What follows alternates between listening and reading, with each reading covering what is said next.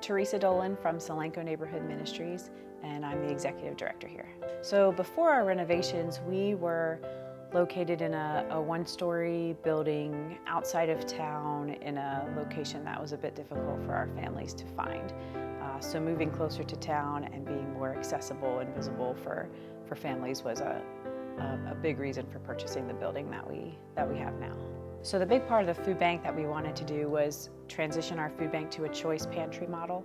So that model allows our families to come in and shop with a volunteer and choose items that work for their families based on their preferences and their dietary needs. Our also goal with the food bank was to provide healthier food items, so our families had healthier food choices to choose from. And then having the larger space and the bigger building allows us to offer more programs and workshops, so that's what the second floor really excited us about with this building. So the food bank, we've implemented the choice pantry model and it's going really well. Our families are very excited and very happy to shop because again, they get to choose what they like and what their families like and what they'll eat. And then our food bank, anyone who comes in will notice every food item we have is color-coded, red, yellow, or green. And that's an initiative that we have called SWAP, which is Supporting Wellness at Pantries. So every food item that comes in is assessed based on the sodium, sugar, and saturated fat content, and then color-coded accordingly. So we're very intentional about creating an open concept food bank, just so our families would feel a little more welcome and more inviting. The biggest challenge I think with the building was just that each level was a split level, so that affected our design challenge a little bit, but as far as the renovations go, there really weren't any big surprises. It went really smoothly. There wasn't a point where we had to really completely change course and regroup. It really did go smoothly. So the community is just our biggest supporter, both in food donations and monetary donations and even in volunteerism.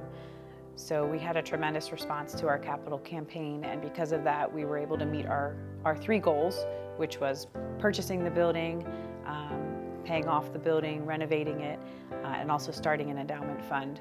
So over the past year, we have provided almost double the amount of food orders.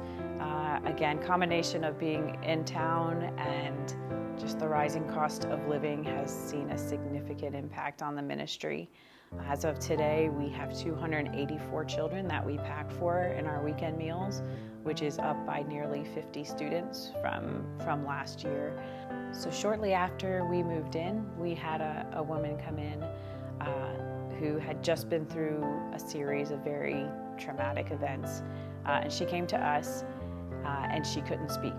All she could do was just sit and cry. She really couldn't verbalize, just could not get the words out of what she needed and what kind of help she needed.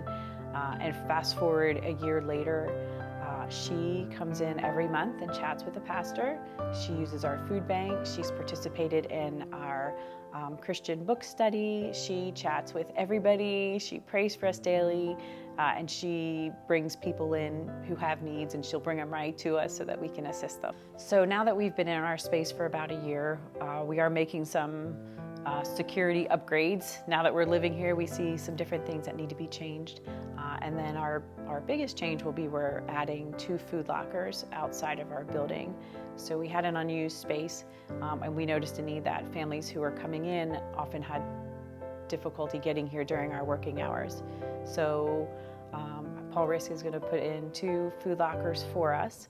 So our families, mostly who work later hours, who have difficulty with transportation during the day, will be able to pick up food after hours. So right now our biggest need is food donations and monetary donations. We are nearly 100% funded through donations, and just such a significant rise in the number of current neighbors coming to use our services and new neighbors coming to use our services is just significant, and we are going through food like we haven't done before, and calls are coming in at just a really high rate for people in need. So any type of donation, gift, just stay online, check our website for most of our upcoming needs. Sign up for our newsletter if you don't have them to see what we're doing, but anything is really helpful, and it blesses all of our neighbors.